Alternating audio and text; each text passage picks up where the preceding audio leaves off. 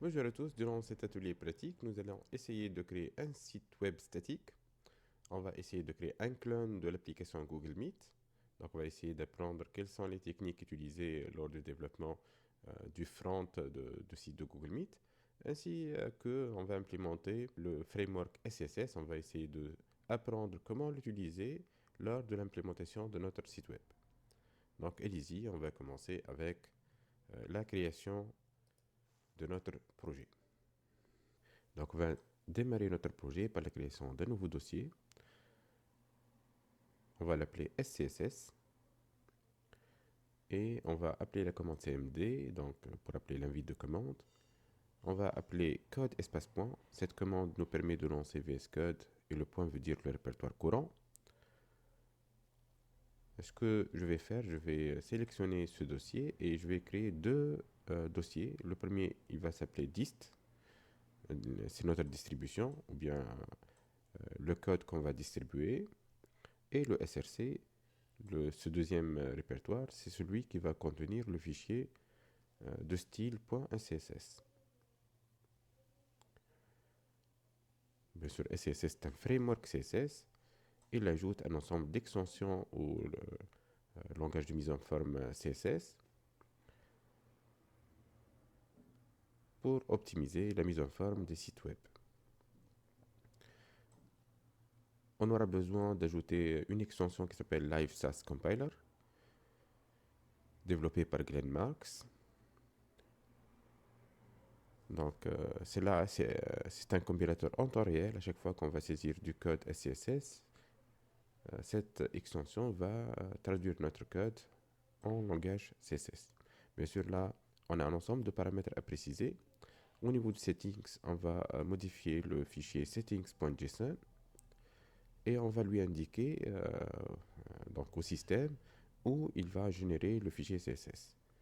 Donc l'information la plus importante sera la destination. Ça veut dire à chaque fois que j'ajoute un fichier au niveau du répertoire SRC, où est-ce qu'il va générer le fichier CSS.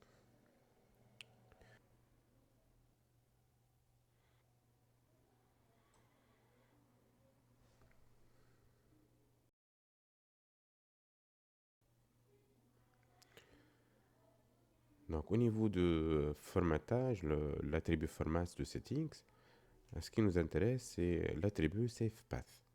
Et là, on va lui indiquer que vous allez sauvegarder là dans le /dist, ça veut dire le fichier CSS, ça sera sauvegardé au niveau du répertoire dist.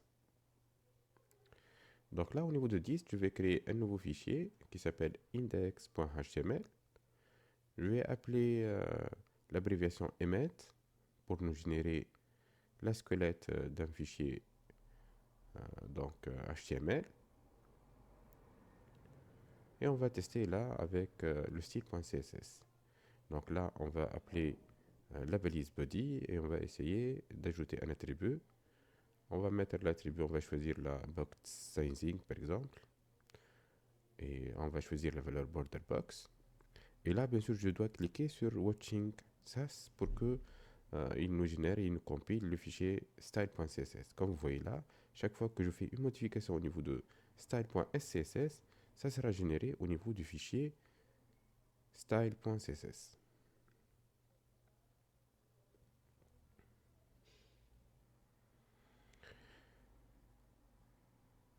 Là, je vais modifier le titre de l'application. Donc, c'est Google Meet Clone.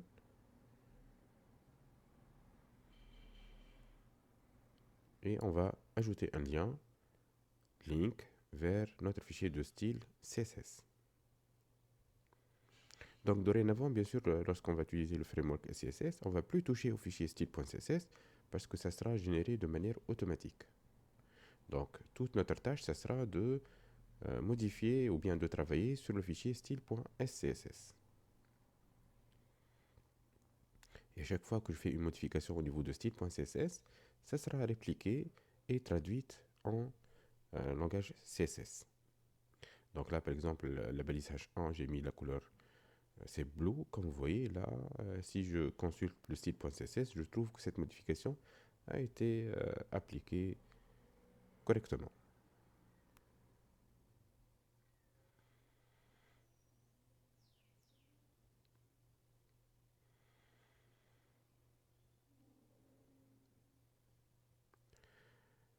Bien sûr, là, je vais vous montrer l'extension qui va nous permettre de appliquer les modifications de manière en temps réel. Ça veut dire, j'ai utilisé le live server, vous devez l'installer.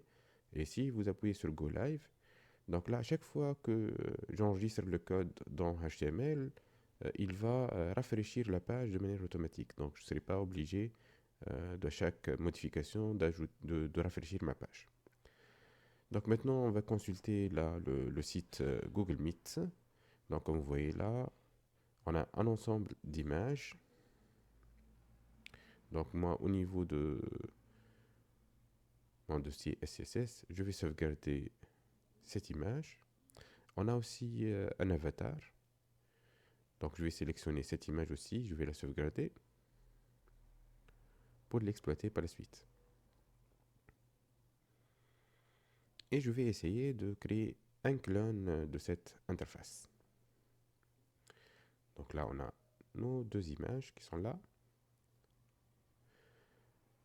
Bien sûr, si vous remarquez bien, vous allez trouver que Google Meet utilise les Flexbox.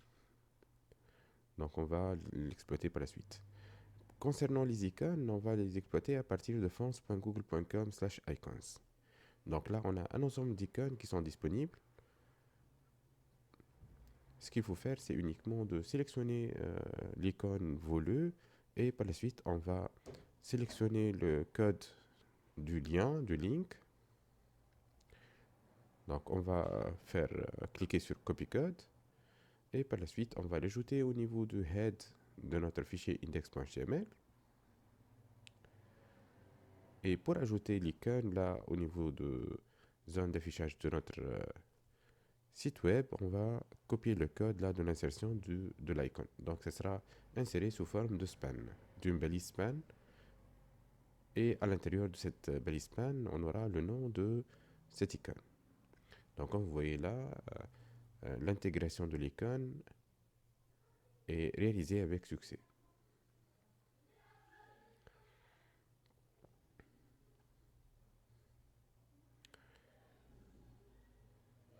Donc une fois que je me suis assuré que tout va bien là, ce que je vais faire là, je vais créer une balise main de classe container, c'est un conteneur. Et à l'intérieur de ce conteneur, donc je vais créer une balise de type nav, donc c'est une balise structurante de HTML, et la classe CSS, ça sera toolbar. Donc là, je vais ajouter un nouveau dossier qui s'appelle assets. Et dans assets, donc je vais mettre là mes images. Donc là,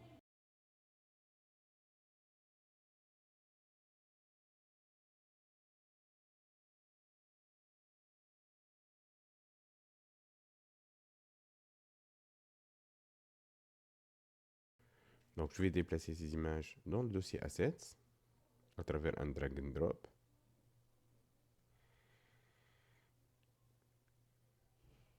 Là, je vais créer une balise div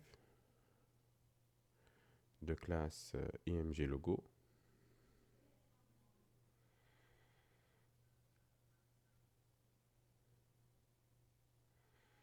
À l'intérieur, je vais ajouter la balise image, donc img, et au niveau de l'attribut source, on va donner assets, ensuite le nom de notre fichier.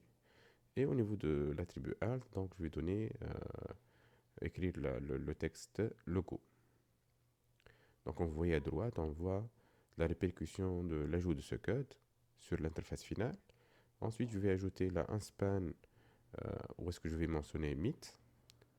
Bien sûr, moi, je suis en train de inspecter le code de Google Meet et c'est comme ça que j'ai détecté qu'il y a des images et des spans et tout ça.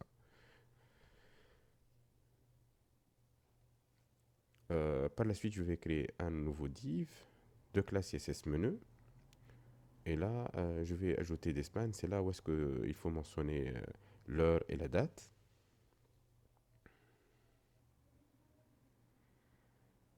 Donc là, le point que je viens d'ajouter, je l'ai appelé à travers l'appui sur la touche Alt. Et ensuite, je vais appuyer sur le code 250. Bien sûr, je peux copier ce point directement à partir de l'interface, hein. Je peux faire ceci aussi.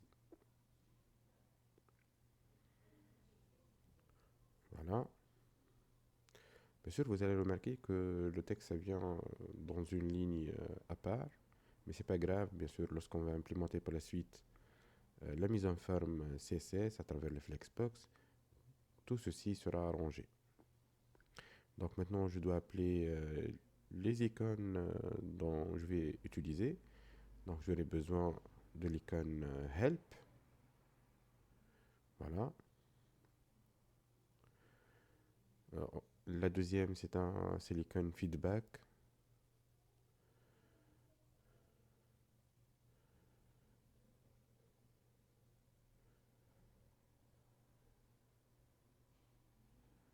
Voilà, Feedback. Donc je vais copier la span de l'icône. Voilà. Et la troisième, ce sera paramètres ou bien settings en anglais.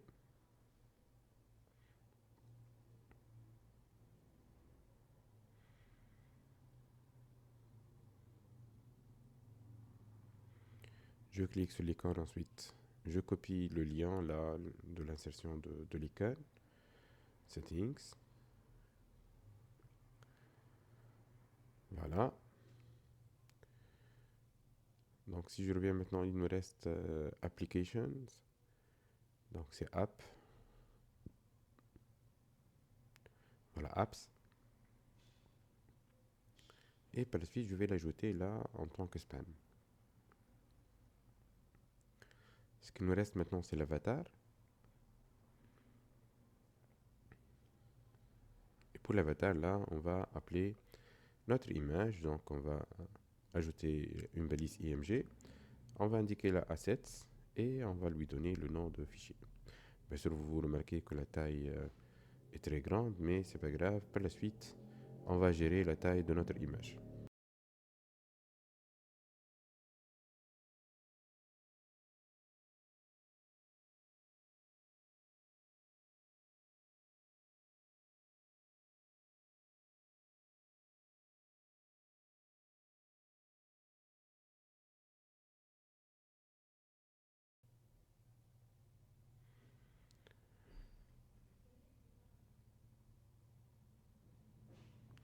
Donc là, à travers le SCSS, c'est possible de créer des variables.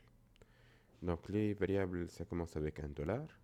Donc background primary color, on va le mettre à white. Et la deuxième variable que je vais créer, ça s'appelle primary color, la couleur primaire, et je vais la mettre à azur.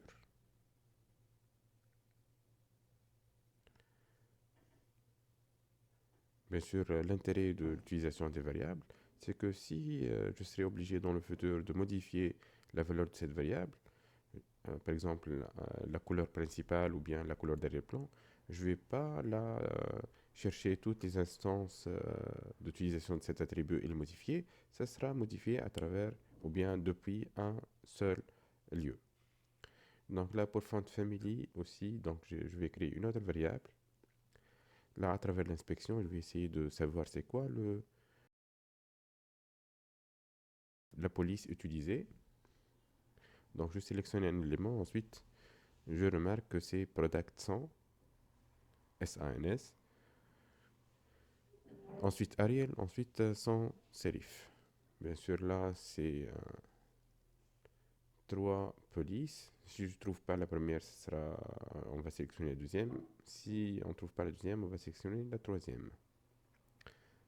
Voilà. Bien sûr, là, ce que j'ai fait, c'est uniquement une déclaration du variable et une affectation d'un attribut à cette variable. Bien sûr, par la suite, je peux exploiter ces variables dans les attributs que je vais affecter aux balises que je vais euh, ajouter. Donc, concernant la taille de la police, donc c'est la variable font size, on va l'avoir à 2.5 REM. Donc, c'est 2.5, la taille de la police du parent.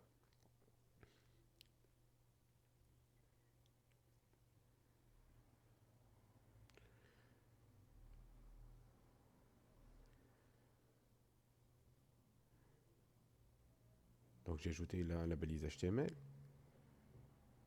Et au niveau de la largeur, on va indiquer que je vais exploiter 100% du canevas où est-ce que je vais dessiner ma page. Ensuite, au niveau du font family, je vais lui affecter la variable font family. Et au niveau des margins, on va mettre 0 pour éliminer toutes les marges de tous les objets qui se trouvent sur ma page web statique.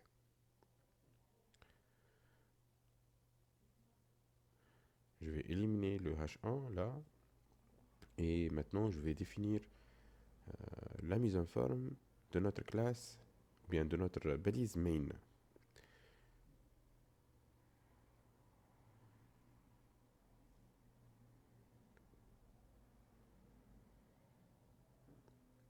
Donc là, j'ai défini la hauteur. Et au niveau de la classe toolbar, donc comme vous voyez, ça commence avec point. Ça veut dire que celle-là, c'est une classe CSS. Donc au niveau de la hauteur, j'ai mentionné que c'est 10%. Donc la partie où est-ce qu'il y a les menus, ce sera 10% et on va voir que le reste aura 90% pour le body ou bien le corps de notre page. Donc là, j'ai mentionné que l'affichage, ce sera de type flex. Donc on va utiliser les flexbox. Et au niveau des éléments qui sont dans l'espace où est-ce que j'ai mentionné la classe toolbar, on va faire un space between, donc un espace entre les composants. Au niveau de l'alignement, ça sera centré.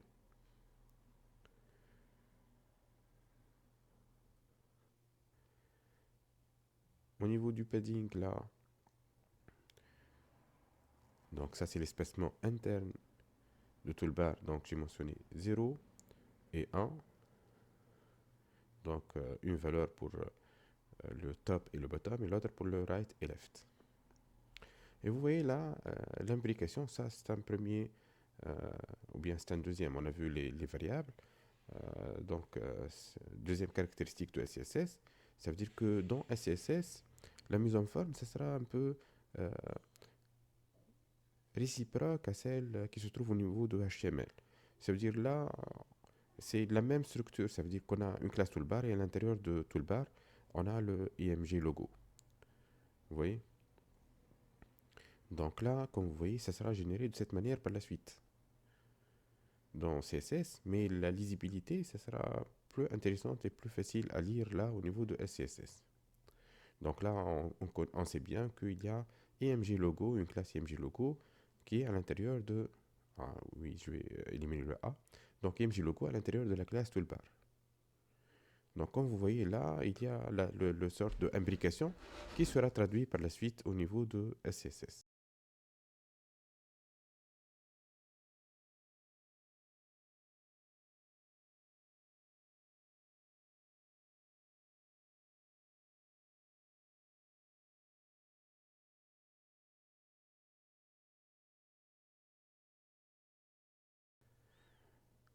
Donc l'image là, le display, ça sera de type flex.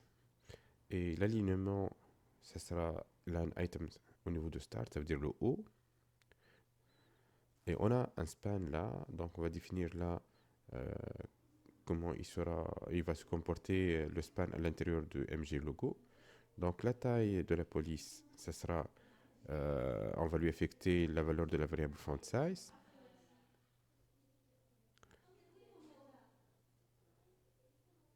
Et là aussi, c'est une autre caractéristique de SCSS, on peut faire de la multiplication. C'est-à-dire on va multiplier le contenu de la variable font size par 0,58.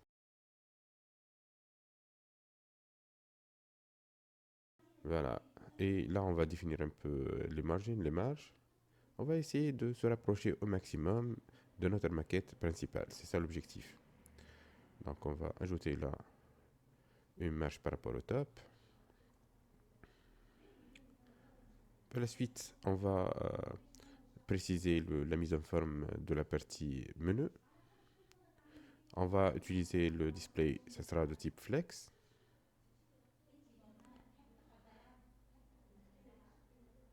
On va centrer les éléments.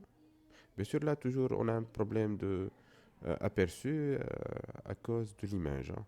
Donc il faut réduire l'image pour qu'elle se met en ordre là avec les autres éléments de notre menu. Donc là, je vais créer un span img avatar de la classe img avatar et je vais mettre l'image à l'intérieur de ceci et je vais attaquer la mise en forme de cette image à travers cette classe qui s'appelle img-avatar.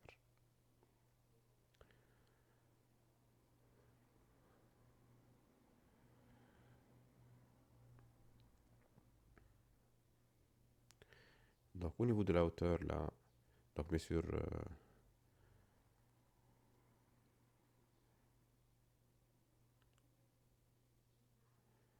j'ai mis 50 pixels, mais là au niveau je vais attaquer la balise img. Normalement ça sera au niveau de l'image et non pas au niveau de l'avatar, c'est bon. Donc bien sûr j'ai pas besoin d'indiquer la largeur parce que c'est proportionnel.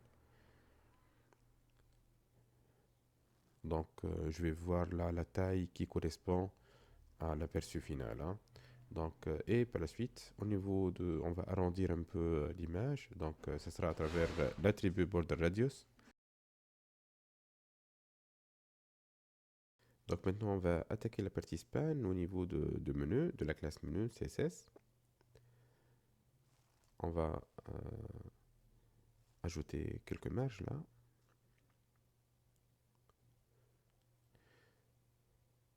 Bien sûr, comme vous remarquez, on est en train de se rapprocher un peu de notre maquette finale.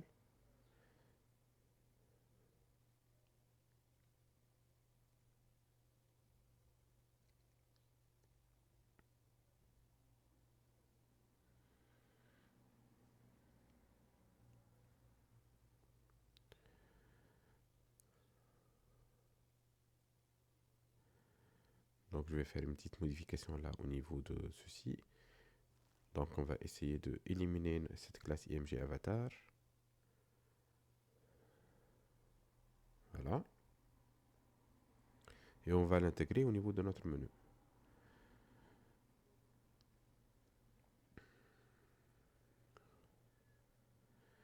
Donc une fois on a terminé avec la partie menu, on va créer là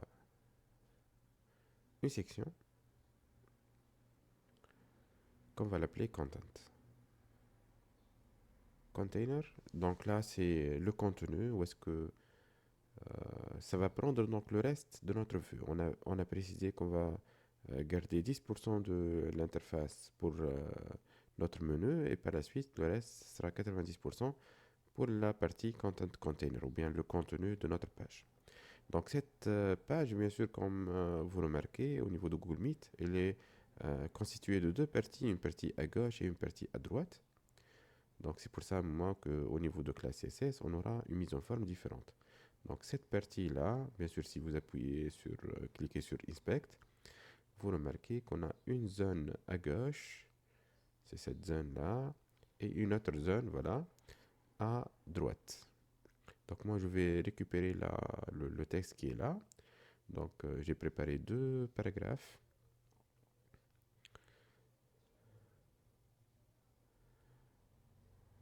Je peux faire ça en une seule paragraphe, hein, ça c'est possible aussi. Donc on a toujours plusieurs manières pour faire la même chose. Donc là, appel vidéo et visioconférence pour tous. Là c'est pour le titre. Et par la suite, on a une autre partie qui va contenir le texte là. Google Meet permet d'organiser, de rejoindre facilement des appels vidéo, etc.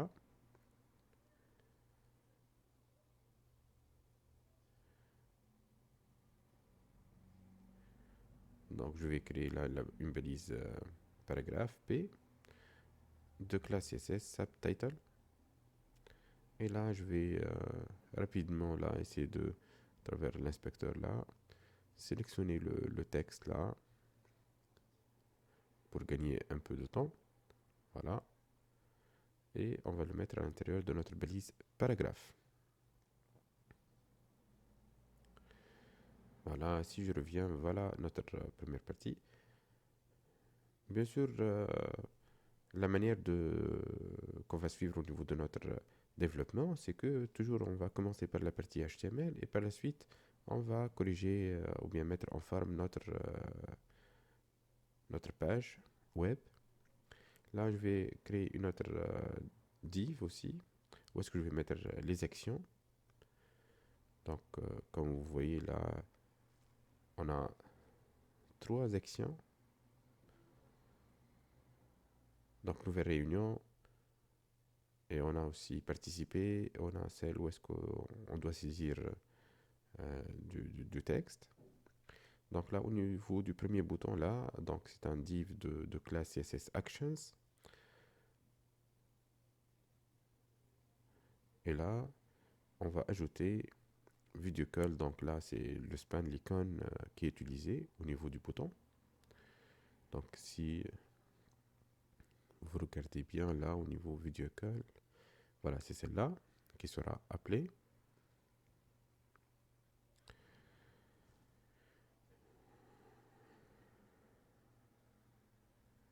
Donc c'est celle-là ce que j'ai fait moi. Video Call. Comme vous voyez là, c'est notre bouton. Donc nous sommes au niveau de nouvelles réunions.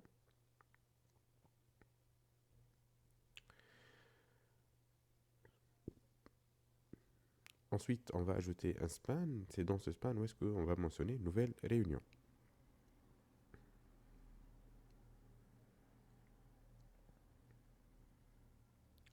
Voilà, donc ça c'est notre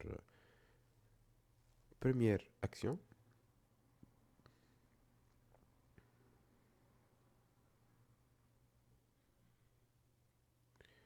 Maintenant, on va s'intéresser à notre deuxième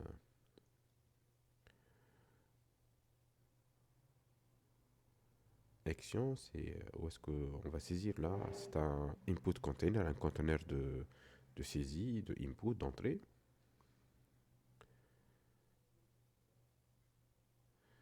Je crois que c'est keyboard, je crois.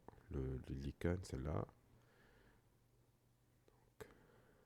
On va copier le lien de l'icône.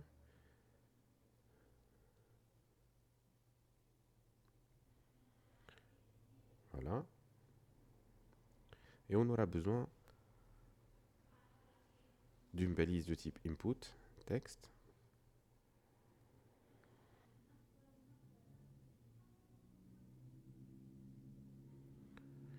Là, on va utiliser l'attribut placeholder. Donc, on va utiliser l'attribut placeholder. Et là, on va, où est-ce que saisir un code là. Donc, voilà. Donc, voilà. C'est l'attribut placeholder. Bien sûr, l'utilité de cet attribut, ça veut dire qu'il va nous indiquer qu'est-ce qu'on va faire, c'est quoi l'action à faire dans cette, ou bien qu'est-ce qu'il faut saisir dans cette zone de texte. Et lorsque vous allez mettre le curseur, ce texte ou bien ce label va disparaître. Donc on n'aura pas besoin à supprimer le texte pour saisir notre nouveau texte.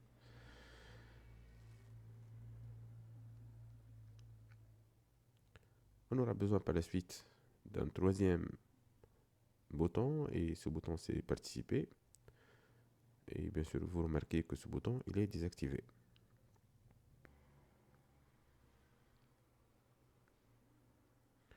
Voilà, donc ça c'est pour le bouton participer et on va ajouter l'attribut disabled pour qu'il soit désactivé.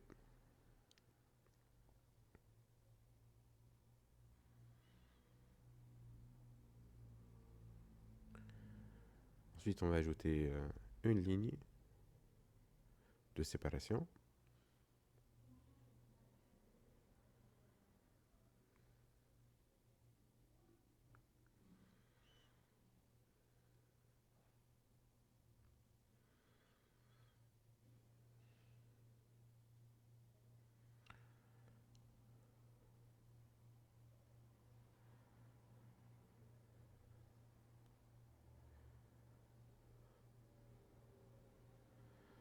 Ensuite là je vais ajouter un paragraphe qui va contenir la partie là footer. Et vous allez remarquer là qu'on aura besoin de 2 footers. Un pour l'affichage sur un écran de PC et un autre là pour l'affichage en mobile. Bien sûr, là, comme vous remarquez au niveau de Flexbox, on est en train d'utiliser un display de type RAW. Et lorsque ça sera la taille de l'interface réduite, vous allez remarquer que le type d'affichage sera modifié en colonne. Et on aura besoin là de modifier la position de en savoir plus sur Google Meet là. Et bien sûr là, vous allez remarquer qu'il y a une astuce là qui est utilisée. Ça veut dire que réellement il existe deux footers. Mais si je suis au niveau de desktop, c'est celle de gauche qui va apparaître. Et si je suis au niveau de un affichage là sur une interface qui est de largeur réduite, en savoir plus sur Google Meet là sera affiché depuis la partie qui est à droite. Donc on va jouer réellement sur la visibilité par la suite. Donc réellement, il y en a deux paragraphes qui contiennent en savoir plus sur Google Meet. Si on est en affichage desktop, c'est celle de gauche qui va apparaître. Si on est en affichage mobile, donc c'est celle de droite qui sera affichée, bien sûr avec une modification au niveau de l'affichage, du display, qui sera en colonne. Maintenant, une fois qu'on a terminé avec la première partie, on va attaquer la deuxième partie qui est le contenu à droite. Donc, au niveau du contenu qui est à droite, donc on a une image, on a des flèches là pour se déplacer vers la droite, l'image de droite et l'image de gauche. En bas, on a du texte. Et c'est ça ce qu'on va... Donc c'est un carrousel réellement, mais on ne peut pas utiliser le carrousel de Bootstrap parce que ce carrousel il est un peu différent là, donc on ne peut pas trouver un modèle qui correspond exactement à ce modèle. Donc moi je vais utiliser l'image que j'ai sauvegardée là. Bien sûr là il faut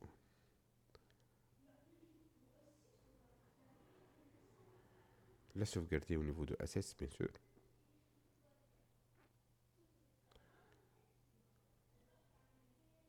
Donc on va déplacer cette image, on va la mettre là au niveau de dossier Assets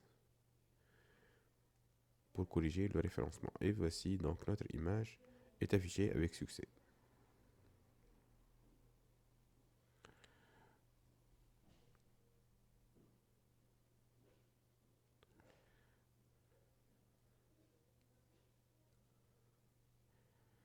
Donc là, on va créer un span de classe previous button.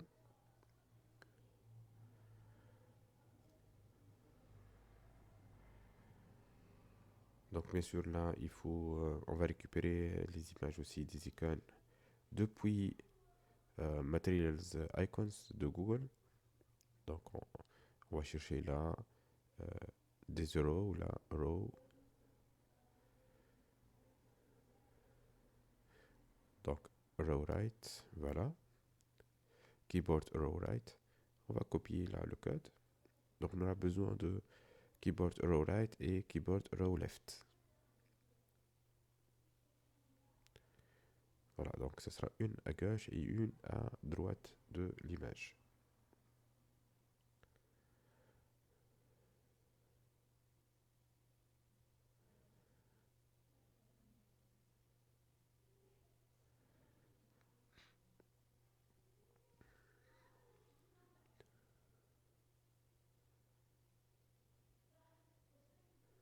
Voilà, donc on va changer la deuxième pour que ce soit right.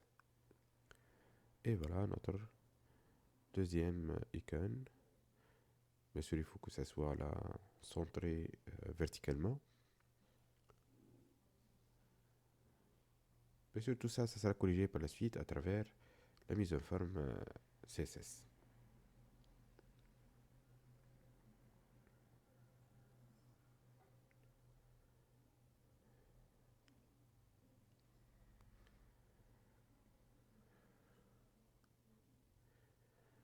Donc là, on va récupérer le texte là qui est saisi. Donc au niveau obtenir un lien de partage.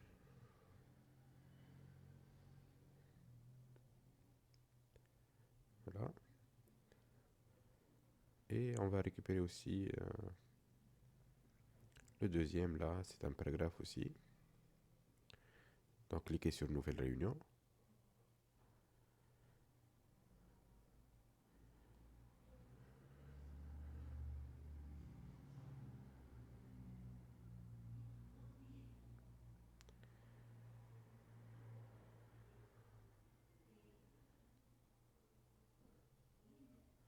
Donc là, on va faire p.subtitle. Donc le deuxième paragraphe, on va kiff là récupérer le contenu directement à partir du code qui est là. Comme vous remarquez, bien sûr, on a cliqué. Ensuite, on a un texte qui est en gras. Donc, je vais ajouter une balise B, bold. Donc, ou bien strong, là, on peut utiliser les deux. Voilà.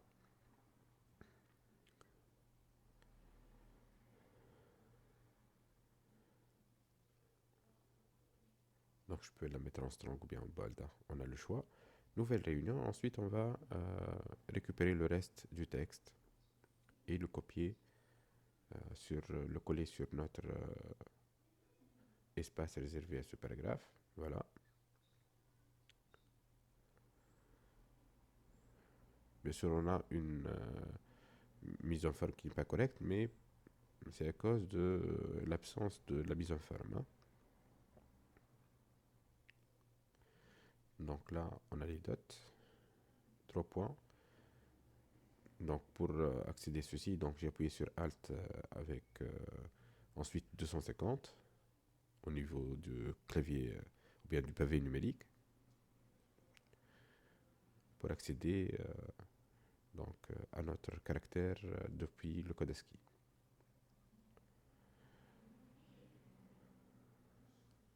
Et là aussi, donc on va ajouter maintenant le footer qui est de la classe ou bien de l'affichage mobile. Donc ça sera, on va l'appeler footer-mobile. Bien sûr, on va jouer sur la visibilité par la suite pour avoir un comportement similaire à celui qui se trouve sur l'application réelle de Google Meet.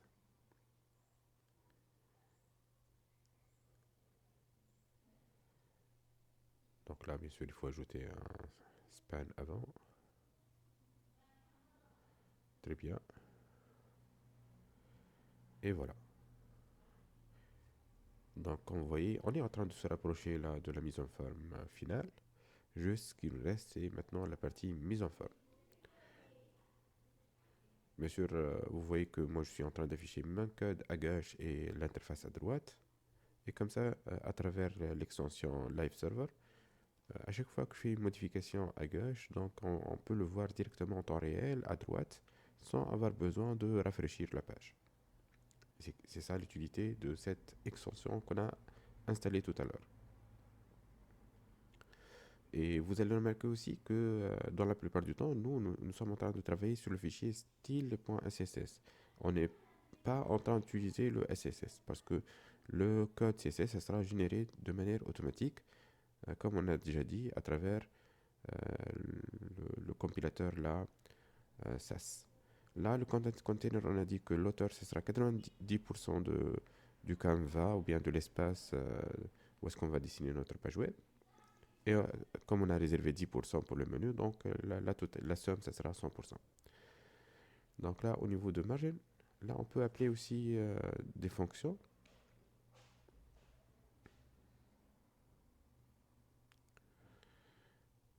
Donc là, il y a une erreur là.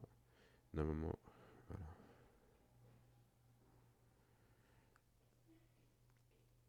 Je peux faire des calculs là, de somme là, d'ajout. Au niveau de l'affichage, ça sera un affichage display. Comme vous voyez, par défaut, c'est en row. Mais on peut constater qu'on a là quelques problèmes d'affichage, mais on va le corriger par la suite. Donc là, Justify Content, on va choisir Space Between.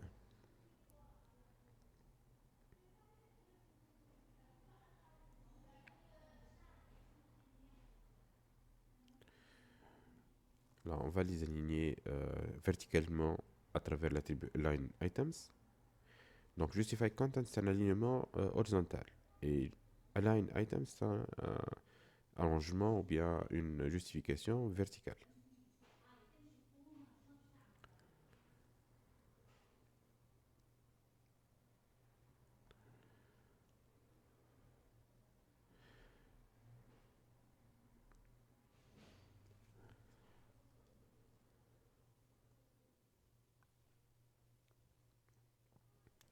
Maintenant, pour la partie left content, donc on va, la classe left content, on va mettre là, c'est combien, elle va prendre combien de pourcentage sur la ligne horizontale. Donc moi j'ai précisé que 45% sera affecté à la partie à gauche et bien sûr le reste, ça sera 55%, il sera affecté à la partie droite. Par la suite, au niveau de title, là, je suis en train d'accéder là au niveau de tous les balises à l'intérieur de title. Donc au niveau de marge, je vais mettre 0. Au niveau de la taille de la police, ça sera font size. Donc $font size, c'est le contenu de la variable font size.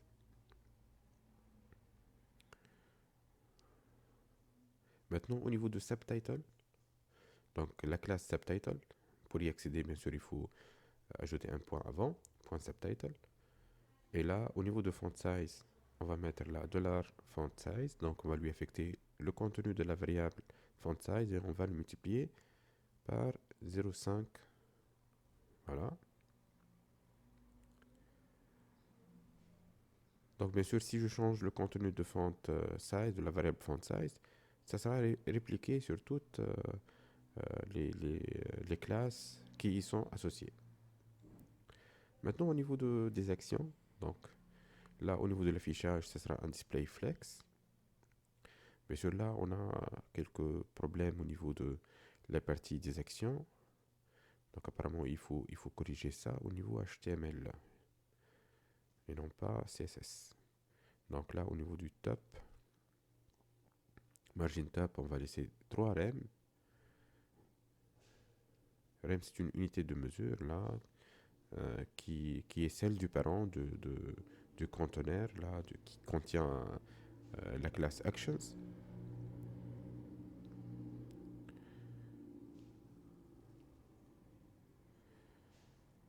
Voilà.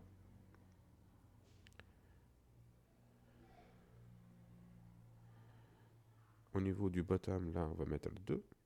Mais bien sûr, là, on a un problème au niveau de HTML. Il faut le corriger là, parce que la ligne là, ça doit être en bas du bouton.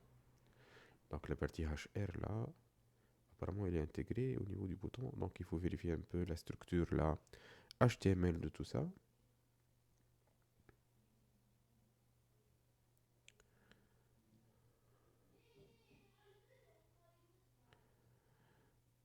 Donc on a notre div action. On a le premier bouton, nouvelle réunion. Voilà, donc la partie normalement où est-ce que le bouton là, le participer et la partie HR et le paragraphe là, normalement il faut le mettre en bas et non pas à l'intérieur de input container. Donc apparemment c'est là l'erreur.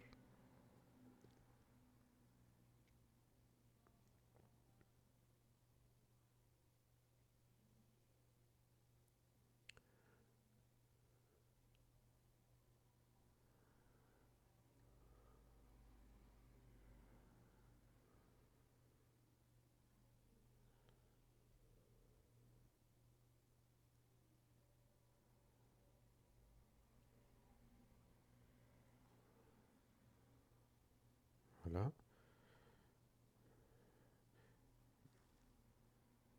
Donc apparemment il faut le mettre sous l'autre div et non pas ce div.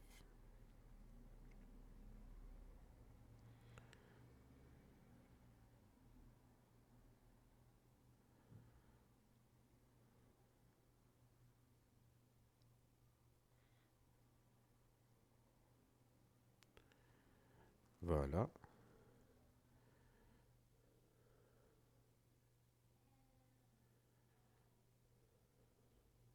c'est bien.